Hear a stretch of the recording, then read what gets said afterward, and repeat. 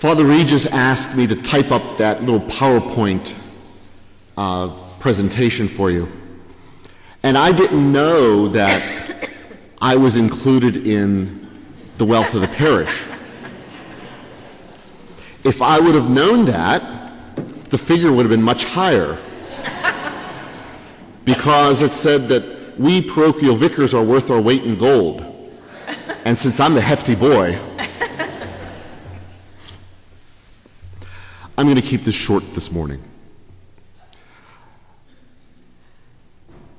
When we hear in the Gospels about the poor, versus those who have means, what are we talking about? Well, in today's Gospel, the poor are not necessarily those who lack money. The poor are those who lack God. And they could be, poor in spirit, poor in health, poor in whatever.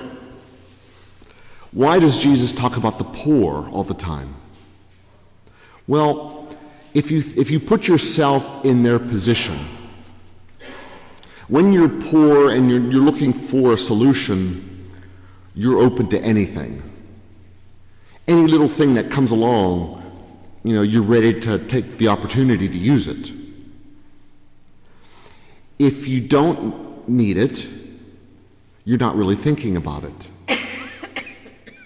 How many people, on a fixed low income pinch pennies to make sure that they have enough? Where, people like Bill Gates or whatever go out and just buy and spend. In the Gospels, those who have close off their hearts and their minds and their ears to God. Those who have not are more open to listen to God because they're open to everything. For those of us who need God, open up our hearts and not just let God hear the cry of the poor, but let us hear the offering of grace. For those who are into themselves, who think that church is not important, that God is not important until they need something, think about it.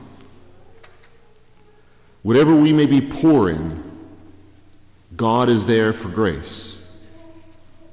God won't do the work for us, but He will give us grace so that we can help ourselves. Think about that. And whatever we are poor in, let us pray to God and ask for that grace.